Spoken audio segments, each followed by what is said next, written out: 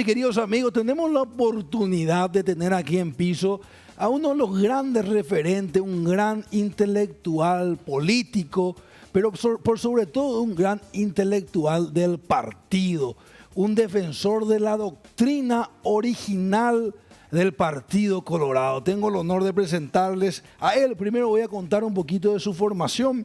Él es abogado, notario, escribano público, doctor en ciencias jurídicas, servidor público, analista de política, historia y relaciones internacionales, un gran conocedor de la historia. De cariño, muchos lo decimos, profe. Él es el profesor José Ocampos, director del Instituto Republicano de Política Estratégica de la ANR, más conocida por sus siglas como IRPE. Acompáñenme, vamos a conversar con este gran señor.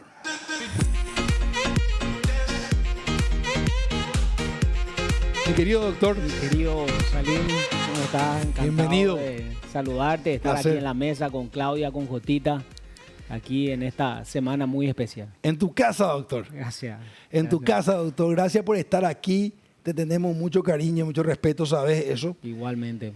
Y quiero comenzar brevemente recordando y poniendo un poco en contexto histórico ese Paraguay de 1869. El 15 de agosto del 69 sucedió algo.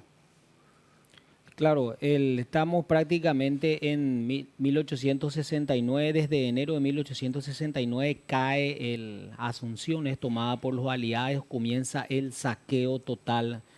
En un bando publicado en Buenos Aires no queda ninguna sola embarcación porque todas fueran enviados aquí no queda una sola embarcación en el Río de la Plata porque fueron enviadas todas a Asunción a saquear. En ese momento también, luego de la campaña de Cerro Corá, el general Bernardino Caballero es hecho prisionero, enviado a Río de Janeiro, donde es exhibido como una pieza de caza por los aliados y sobre todo el mundo quería conocer quién era ese general rubio loco que comandaba en la vanguardia de todas las operaciones militares de la guerra de la Triple Alianza. Porque no se puede hablar, Salim, del Partido Colorado sin conocer la personalidad de su fundador. Caballero es el único caso que de soldado raso, presentado por su madre y hermana en el campamento Cerro León, llega a general de división, al máximo rango otorgado en la guerra, y es acreedor de todas las condecoraciones militares entregadas durante la guerra de la Triple Alianza, incluida la medalla de Amambay. Venció penuria y fatiga campaña de Amambay que se distribuyó en cuero, porque ya no había metal por el propio mariscal Francisco Solano López. Ya no había metal, No, doctor. no había metal. ¿Qué detalle ese? Ese es un detalle que siempre decimos nosotros en las exposiciones que tenemos. Un pedazo de cuero vale más que todo el oro del mundo, porque fue entregado por el mariscal Francisco Solano López en las Termópilas de Cerro Corá días antes de la batalla final. Entonces tiene un enorme valor simbólico, espiritual.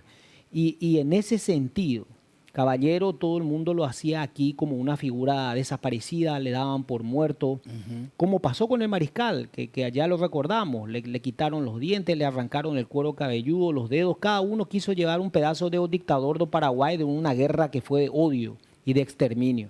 En ese caso, Caballero, una vez que es hecho de vuelta, recupera su libertad después de ser prisionero, regresa al Paraguay a caballo. Imagínate su paso por todas las compañías y pueblos donde solamente quedaban mujeres, niños y algunos ancianos sobrevivientes. Y grande fue la sorpresa cuando el número 2 del mariscal, el comandante de la vanguardia de todas las grandes batallas de la guerra de la Triple Alianza, estaba vivo, rubio, ojos azules, joven, evidentemente alto, ¿verdad? alto. Entonces, hoy peala y sombrero lo mitad a la gente y lo único que atinó a decir es presente mi general.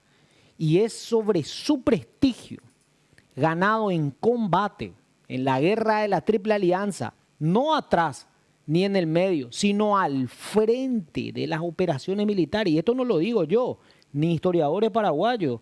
Esto lo describen Osorio, Correa da Cámara, el Barón de Porto Alegre.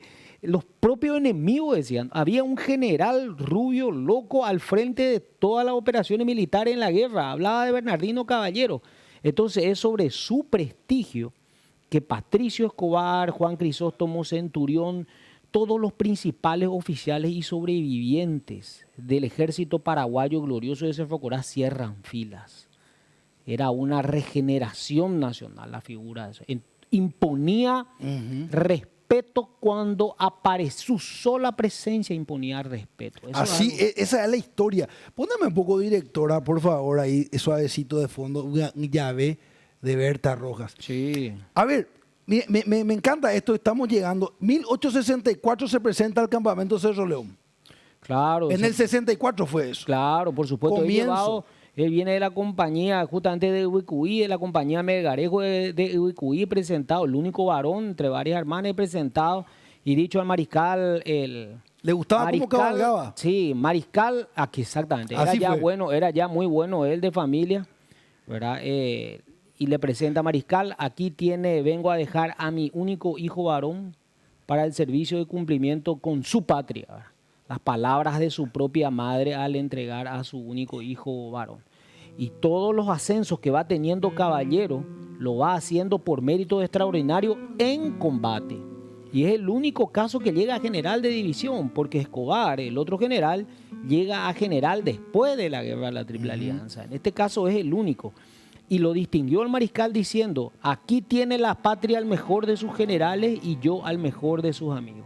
Por eso, cuando hablamos de Caballero, no es este señor, digamos, mayor, grande, digamos, está bien, esta es la imagen, digamos, más famosa, pero en realidad la imagen icónica es de aquel joven de cabello, digamos, rubio, al frente de las operaciones militares, ¿verdad? Eso es lo que admiraron los aliados, los comandantes argentinos. León Palleja habla de describir de él que era temerario, ¿verdad? Y en Abaú, en Loma Valentina, en Tonoró, en Piribebuy, 6 veces en Tonoró, hasta que el propio duque de Caixía dijo, ahora van a ver cómo muere un general brasileño, nada menos que el comandante en jefe para romper el paso del arroyo de Tonoró.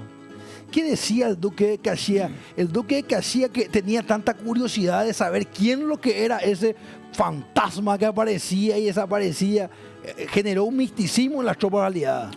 Generó un misticismo porque vos sabés que desde la caída de Humaitá, desde la campaña de Humaitá, prácticamente todas las operaciones militares fueron entre 25 a 30 mil aliados contra 1.800 a 2.000 paraguayos, de los cuales solamente había entre 500 a 600 caballos, contra la caballería imperial de más de 20.000, te podés imaginar. Y Caballero era el que organizaba y salía a la vanguardia de las operaciones, y cuando el ánimo nuevamente estaba, digamos, bajo, o cuando estaba siendo terminada ahí el famoso grito hasta la carga final, ahí viene el grito, y el mismo que se levantó en Cerro Corá y volvía nuevamente a levantar de sus cenizas a esa tropa. ¿Qué dijo el duque de Caixías? Está en su famoso despacho privado, que vos lo has de conocer mejor que nadie. Despacho privado del duque de Caixías, Tuyuncué, 1868, a su majestad imperial, emperador Pedro II, dice: después de besar la mano de su majestad imperial, paso a dar el parte de las operaciones militares en la guerra do Paraguay. Y después hace una introducción y dice lo siguiente: todos los encuentros, todos los combates muestran y demuestran que la ferocidad, bravura del soldado paraguayo no tiene igual en el mundo, dice. La explicación no lo puedo decir con palabras, pero lo voy a decir con ejemplos. Buscan con frenético interés la posibilidad de cambiar su vida por una o más de sus enemigos desde que están bajo la mirada frenética de López. Parece que todo lo pueden. Y todo esto que están haciendo es porque están también bajo el comando de un general bravísimo, de apellido Caballero, rubio, que inspira a sus tropas. O sea, el héroe máximo de Brasil, cuando Bolsonaro asume, le dedica el triunfo al duque de Caixías. El héroe máximo de Brasil, Caxias do Sul, miles de ciudades, rinde homenaje a Caballero también en su despacho privado. Entonces, estamos hablando de un partido que nace con ese prestigio. Y ahí quiero hacer yo, con Escobar, nace la Universidad Nacional, nace la reconstrucción a partir de la ceniza. Por supuesto, con todos los defectos, y sale también el acta de fundación el 11 de septiembre de 1887, de autoría de José II de Cut, a quien también hay que reconocerle su valor intelectual. Pero quiero decir esta parte, sí, me quiero detener en esta parte. Dice: No nace nuestro partido siguiendo principios de afecciones pasajeras, ni tampoco data su existencia de ayer cuando decidimos constituirnos en una asociación política. Dice. Los elementos que la componen han mancomunado más de una vez las fuerzas dispersas a cuyo seno se han acudido los buenos. He ahí en este pasado su inspiración y he ahí en el sello su porvenir. ¿Qué es lo que hace, en otras palabras, ahí el partido? Une el tronco histórico Domingo Martínez de Irala, los comuneros, el doctor Francia, los López, con la realidad nacional. Nos cruza, es lo que decimos siempre en el IRP. Entonces es un espíritu, una fuerza que lucha, nos viene del pasado, nos cruza y se proyecta al futuro. Es pasado, presente y futuro al mismo tiempo. ¡Wow! Qué interesante ese hilo conductor. Quiero entender, porque a veces el antagonismo, a veces uno quiere hablar del bien y tiene que contar la contraparte en general en la vida. Y en la historia pasa lo mismo. ¿Qué era el Paraguay el 7 de marzo del 70? Dice un señor Cirilo Rivarola. Prohibir el guaraní y proscribir a López.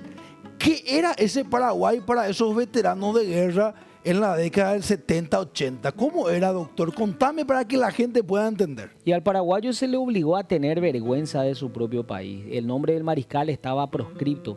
Te puedes imaginar, nadie pronuncia su nombre. Fue arrancado de los registros del Estado Civil paraguayo. Él no existió nunca. Se prohibió el guaraní porque, como decía Domingo Faustino Sarmiento, entre comillas, el padre de la educación argentina, decía, donde comienza el guaraní, termina la civilización. Y hablaba, no es maldad, es una realidad filosófica, eso lo debatimos también en el IRPE, porque no es maldad, es una realidad fáctica y filosófica que lo sostenía como una tabla sagrada. Debemos exterminar al paraguayo hasta el feto dentro del vientre de la madre. Porque cada ciudadano paraguayo que puede pararse sobre dos piernas, así sea un niño, es un potencial enemigo. Ese pueblo debe escarmentar el terrible error que hizo a jugarse por los López y por Francia. Por eso el espíritu legionario, es tan fácil reconocer a un legionario por la opinión que tiene del doctor Francia, de los López, especialmente del mariscal Francisco Solano López y del doctor Francia. Porque no podemos separar al mariscal de la revolución social y popular que hizo el doctor Francia. Porque ese gran estado de las estancias de la patria, libre en puridad, como dice Eduardo Galeano, como dicen varios referentes, ese estado social y popular que alcanzó una libertad, entre comillas, bajo una dictadura, porque el gobierno del doctor Francia no fue una dictadura al estilo como nosotros creemos en el término, sino fue en el sentido romano del término. Claro. Con extremo peligro de Roma, el Senado concentraba plenos poderes en un solo hombre. Sí. Y en ese era el doctor Francia. Entonces, ese modelo de Estado social y popular del doctor Francia y los López cae y muere un 1 de marzo de 1870. Entonces, cuando hace un juicio de valor Domingo Faustino Sarmiento sobre ese tipo de pensamiento, juzga en el mismo nivel de vara a don Carlos y al doctor Francia, ¿verdad? Ese fue, entonces en ese momento con Juan Bautista Gil, que luego es asesinado, ese Paraguay, podemos decir, incluso después Machaín, ¿verdad? Sí. Con su intervención, ¿podemos decir que ese Paraguay estaba dominado por fuerzas legionarias? Claro, y Cecilio Báez, que dijo que este era un pueblo de cretinos, que el cretín tenía que pagar justamente también ese error, haber tenido a los López. Eso le costó a Cecilio Báez, que hace el acta fundacional del Partido Liberal, el 10 de julio de 1887 también, el famoso Centro Democrático en Villarrica del Espíritu Santo, fundado por Antonio Taboada. Es en ese marco, pero aquí te quiero decir, ese partido, que nace con un partido nacionalista, porque primero fue conocido como el Partido Lopista, Partido Nacionalista, que hace con esa declaración de principio, primero Caballero trata de hacer no lo llama partido, es una asociación nacional, porque él buscó la reconciliación de la familia paraguaya.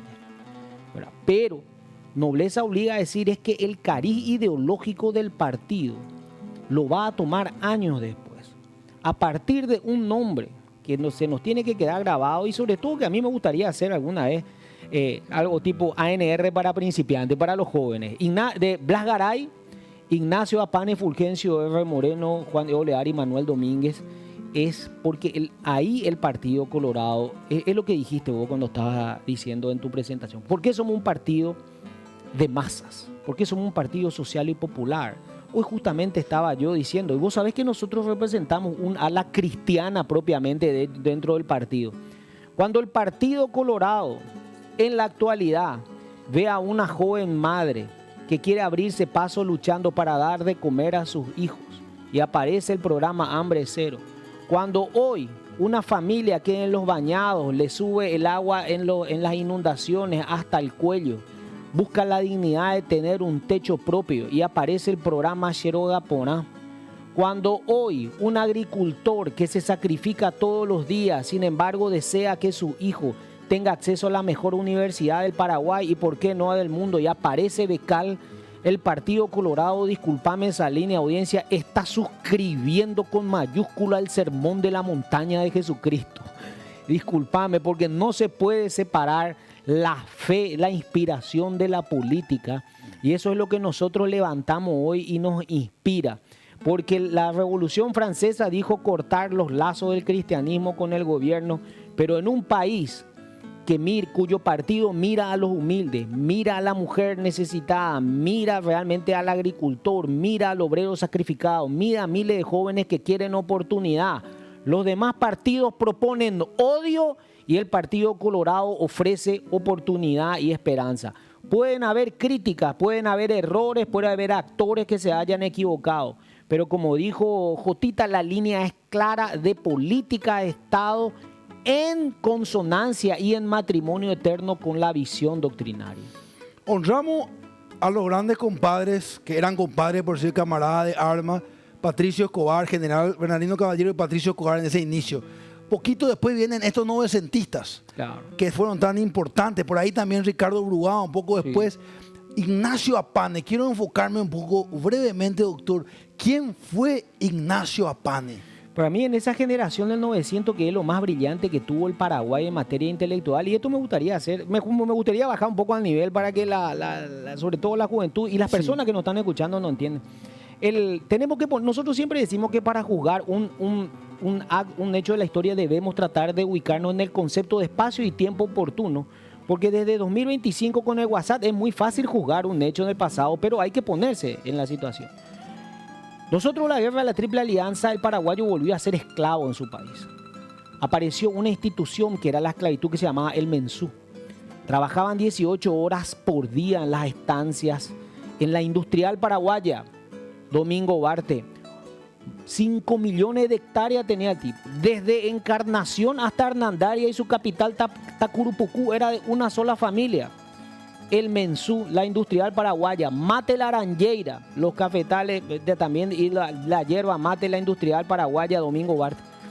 Casado en el Chaco, la explotación del tanino. Vos sabés que comían el reviro, que no es como nosotros conocíamos, era aceite caliente, harina una vez al día. Y si tenían accidente eran sustituidos como bestias de carga. No se les pagaba y trabajaban 18 horas por día. Ese es el Paraguay de 1900 hasta prácticamente la guerra del Chaco, cuyo presidente de la industrial paraguaya fue Juan Vegaona, que fue presidente del Partido Liberal, presidente de la industrial paraguaya y presidente del Banco Mercantil, y que cambió más de 35 presidentes en 40 años, golpe de Estado, guerras civiles, cuartelazo, en la peor época de anarquía que conoce nuestra historia, y que eso no se da a conocer.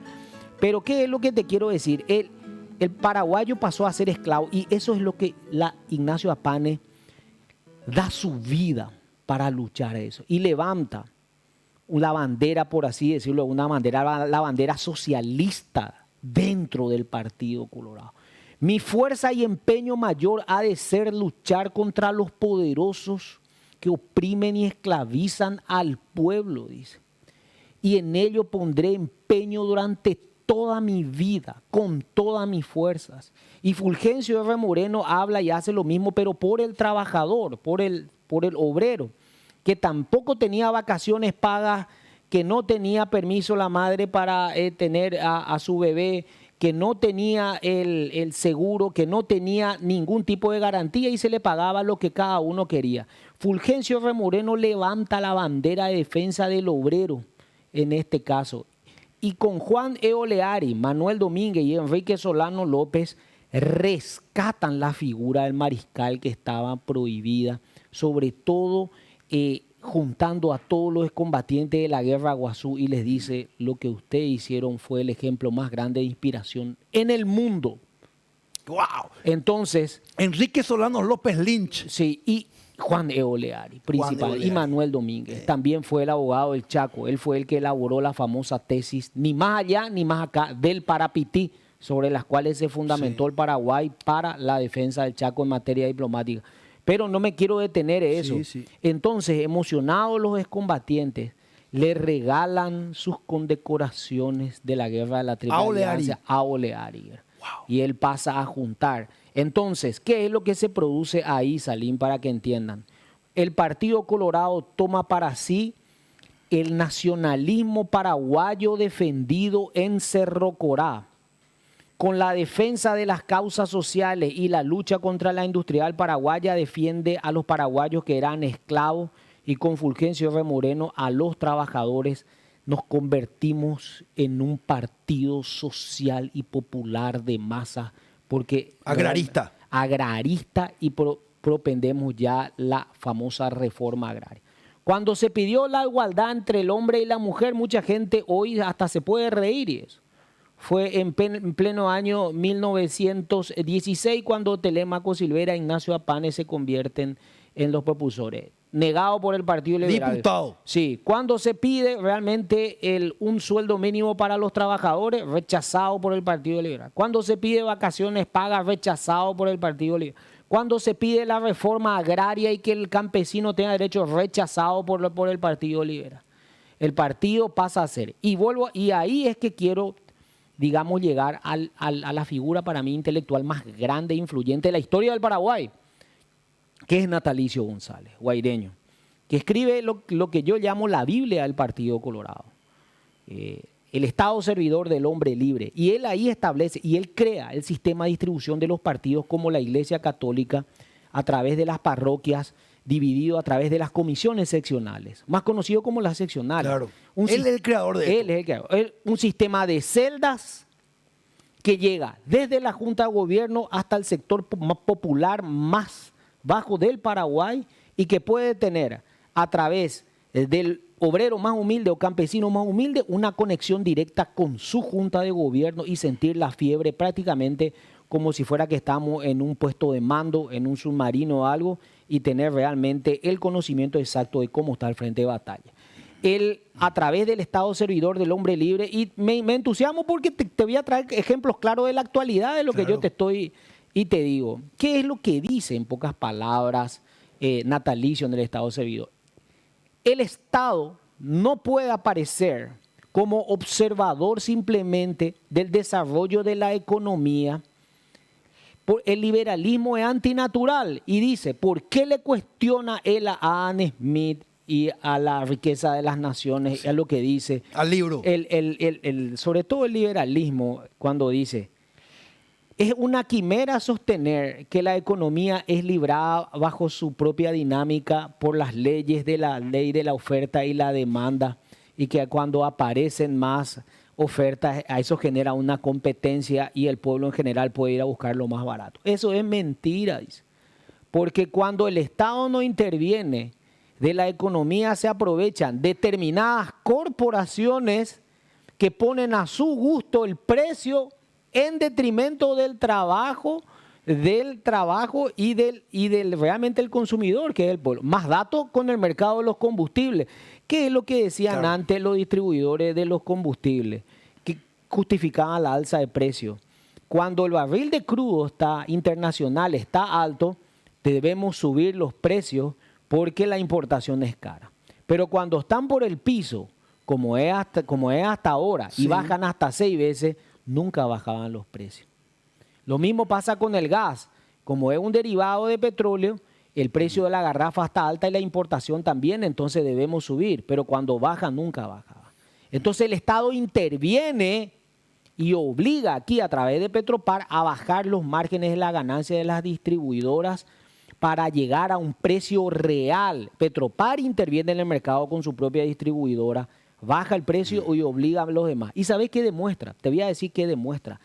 Demuestra el acto de maldad y de hipocresía que no se dice y que no es ningún titular de prensa jamás. Que todo lo que estaban haciendo estas distribuidoras era un robo al pueblo más humilde, que es el que carga diésel, y eso no es titular, porque demuestra bajando 6 veces de que igual hay márgenes de ganancia y encima razonable.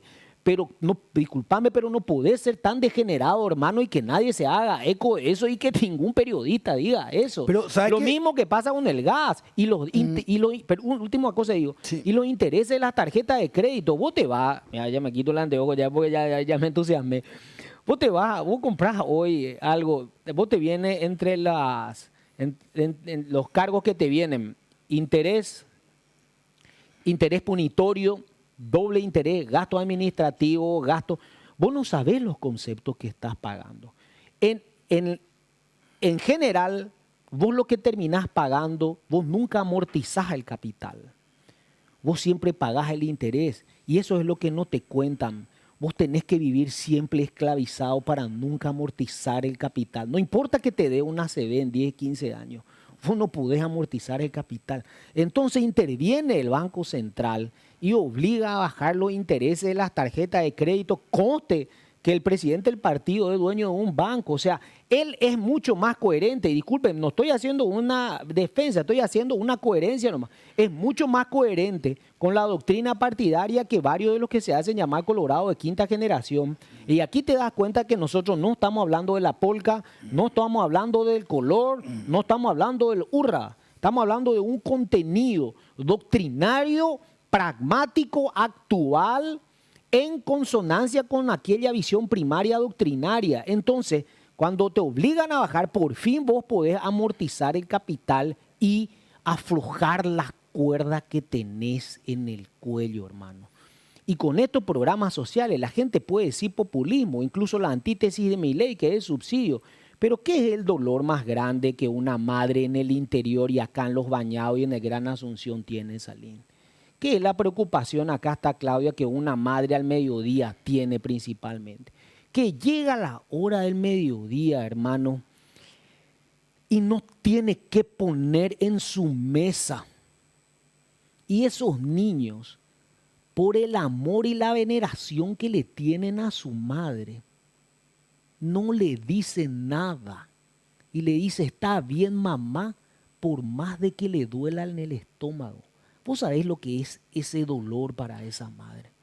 Entonces, desde ahí tenés que juzgar el programa Hambre Cero.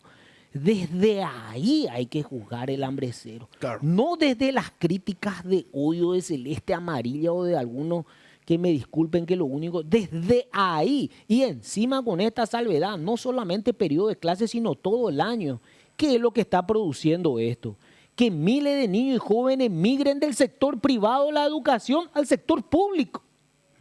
Porque encima se te entregan kits escolares.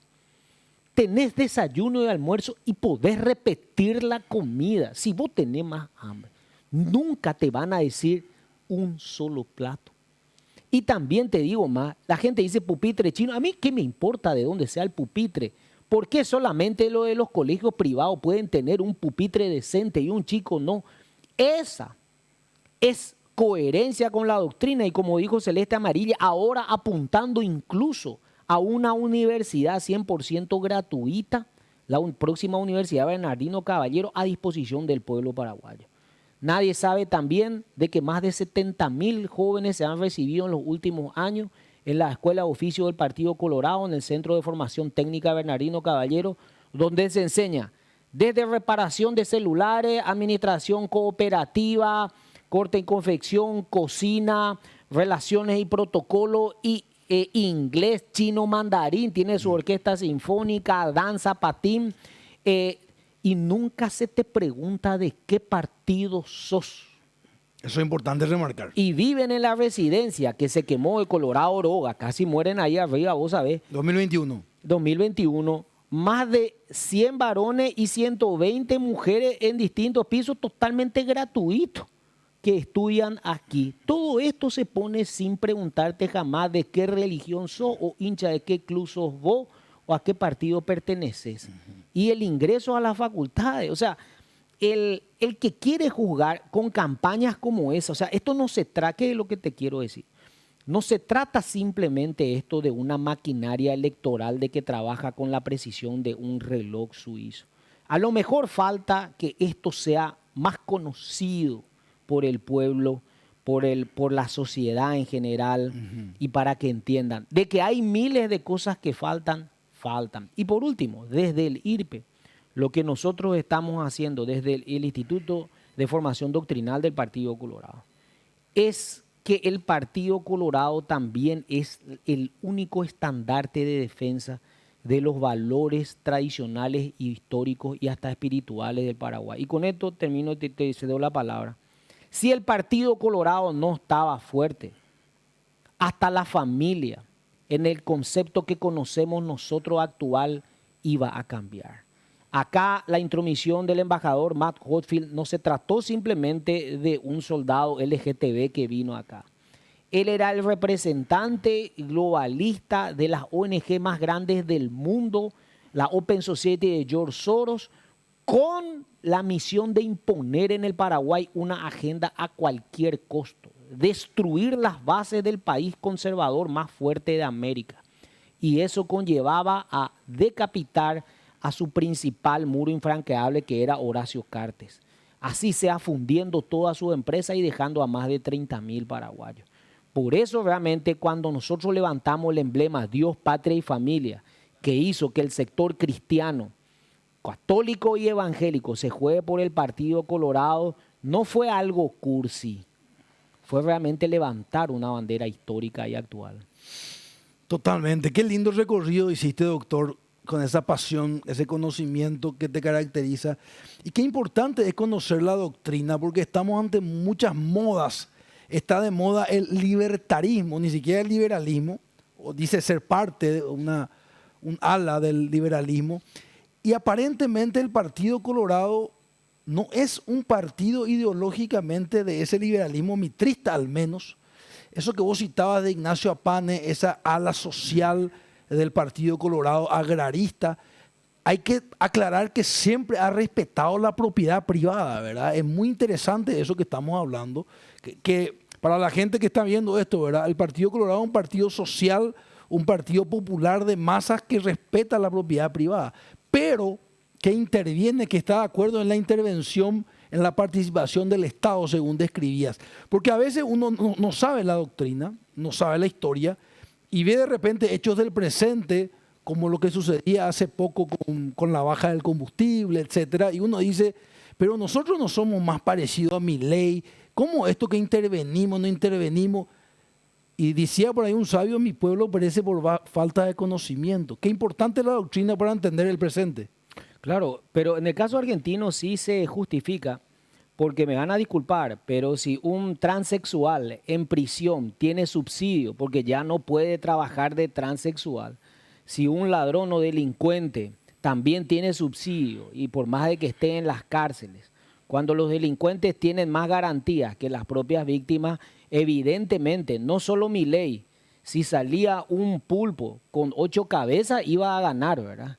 Es la reacción justamente a algo que fue totalmente a otro extremo. Eso es lo que me vas a disculpar, y yo no voy a hacer un juicio de valor político, pero el gobierno del presidente Alfredo Stroessner tuvo un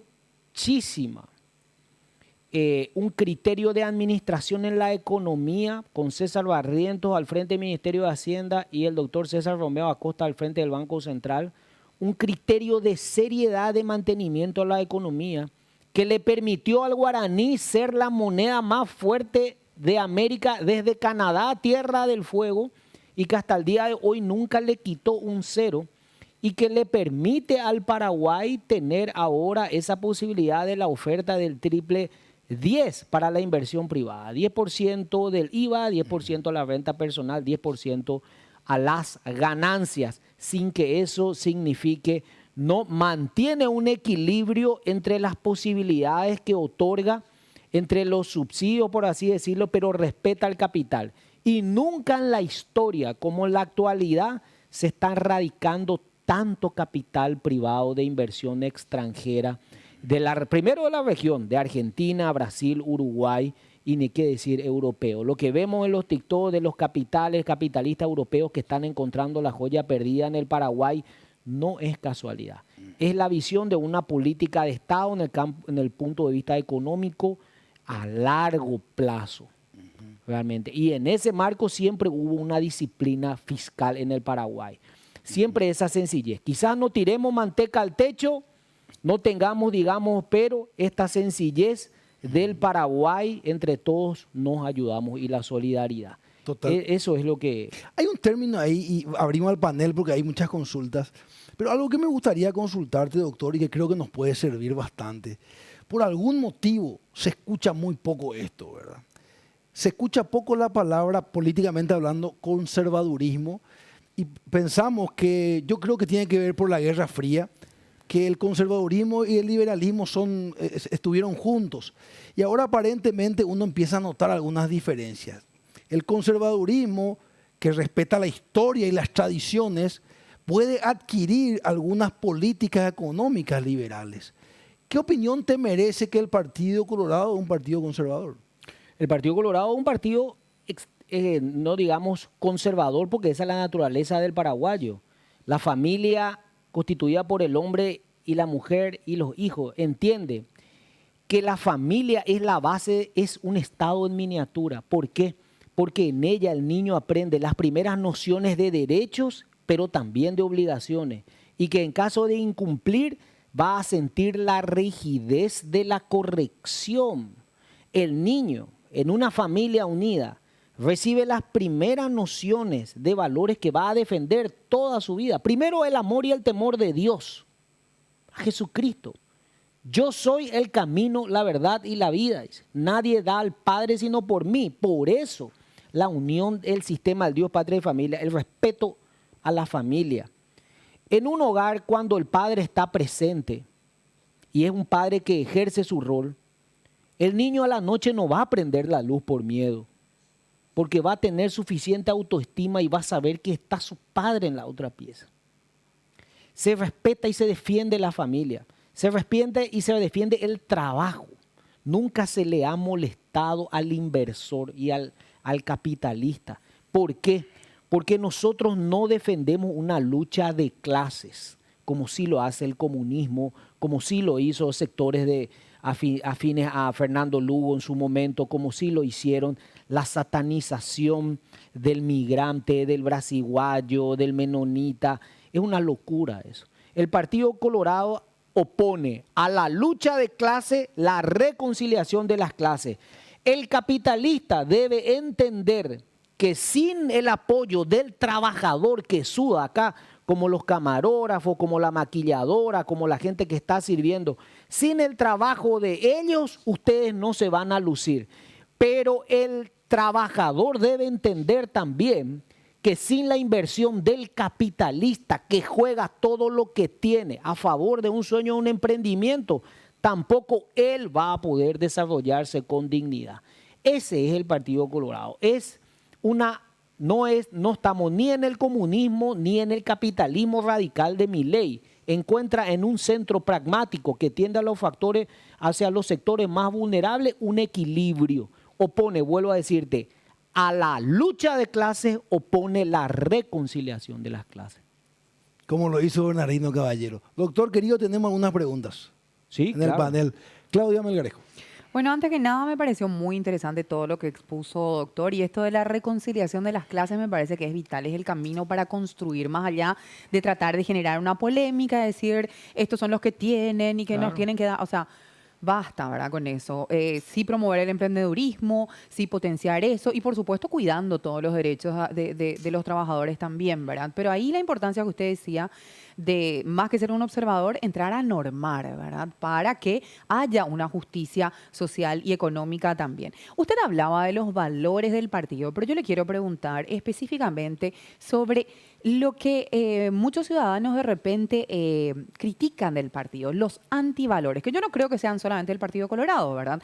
Pero con la fuerza que tiene el partido hoy, ¿cuál sería el camino, por ejemplo, para erradicar la corrupción, ¿verdad? Porque todos estos programas realmente yo los encuentro fantásticos, ¿verdad? Yo creo que la discriminación positiva es buena, ¿verdad? Por lo menos hasta que tengamos nosotros asentados o más consolidados quizás el área donde nosotros queremos generar esta discriminación positiva, ¿verdad? Ya sea con las mujeres o con personas de escasos recursos o con personas que por eso no pueden tener acceso a la educación, ¿verdad?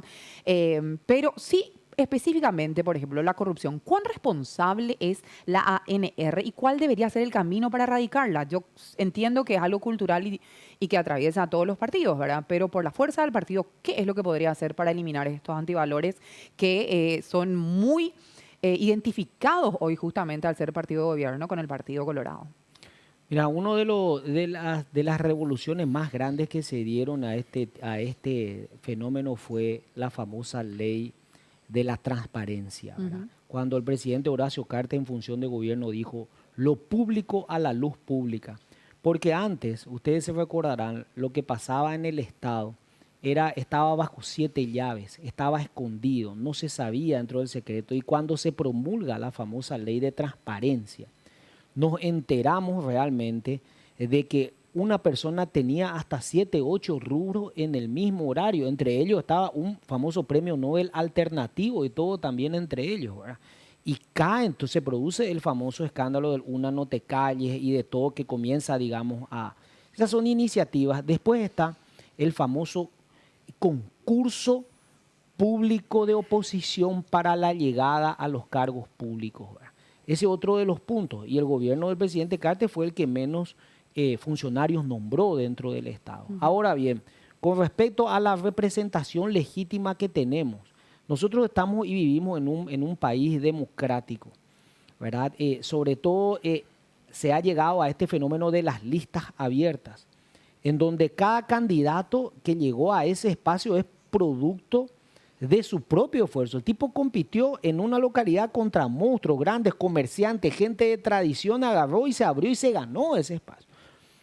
Y digamos que él es responsable en forma personal por el ejercicio de sus funciones, pero cada 3 años, como ahora vienen las municipales, prácticamente el año que viene ya son las internas, y después apenas un pequeño tiempo después vuelven a comenzar, la gente en general va a premiar o va a castigar realmente a todos los actores que considera contribuyen o no a ese criterio de transparencia. Y yo estoy, digamos, lo trato de ver el vaso medio vacío, medio lleno, porque en el gabinete existe una conducción que en materia económica tiene una visión, como dijo Jotita, de políticas de Estado para la formación de un país, por así decirlo, por más ambicioso que suene, de un país, de un Paraguay de primer mundo. Las inversiones radicadas, nosotros está calculado, justamente estábamos analizando, de en poco menos de 10 años Paraguay va a ser el Panamá de Sudamérica, va a tener más infraestructura que la propia ciudad de Panamá, que atrae a tantos mercados dentro del Caribe. Y se está transformando nuestro país diariamente. Mientras nosotros estamos hablando, se está levantando una nueva torre. Entonces, en ese marco sí, yo soy muy optimista. Ahora, de que haya en un partido de casi 3 millones de afiliados, 3 millones, es un país dentro de otro país. Lógicamente existen todo tipo de actores también, ¿verdad? Como existen también en la iglesia cristiana, evangélica, en el Partido Liberal, en la comunidad de ingenieros, en la comunidad, pero creo que en general la sociedad va a tener oportunidad de castigar o premiar en una elección una determinada conducción. Ahora, por ejemplo, tenemos en Ciudad del Este, a escasos 2 meses, una elección que puede ser bisagra para todo el país. Miramos ayer nomás las elecciones de la provincia de Buenos Aires, en donde venía un Milei muy soberbio, insultando a todos con la libertad avanza. 14%. Abajo la casta, bajo los zurdos, sucio, venimos acá y recibió, pero una paliza, pero de aquella, y él mismo transformó esa elección en una tomadura de fiebre de su gobernabilidad y dijo, porque de esas elecciones depende mi gobernabilidad, dijo, él mismo dijo. Entonces, Ciudad del Este para mí es clave para el Partido Colorado, porque a partir de ahí podría venir una nueva dinámica en las próximas elecciones generales. Totalmente. Quiero ir cerrando, doctor. Aprendí contigo. ¿Quién trajo esa frase? Creo en la democracia, pero con pan. Porque es mentira en la miseria y la libertad. Que siempre lo repite Calé. Creo que es de, no sé si es de Carlos Miguel Jiménez. De Carlos Miguel Jiménez. Es que también autor de Mi Patria Soñada. Mi Patria y Soñada. Flor de Pilar. Sí. Imagínate, Carlos Miguel Jiménez es el ala socialista radical, vamos a decir, del Partido Colorado. Leí en tu libro que él era el dueño de la frase. ¿A qué se refiere esa música? A ver si podemos despedirnos con esa canción en honor a Susurran mis ojos, Qué espectacular. No quiero escuchar la polka Pinandí.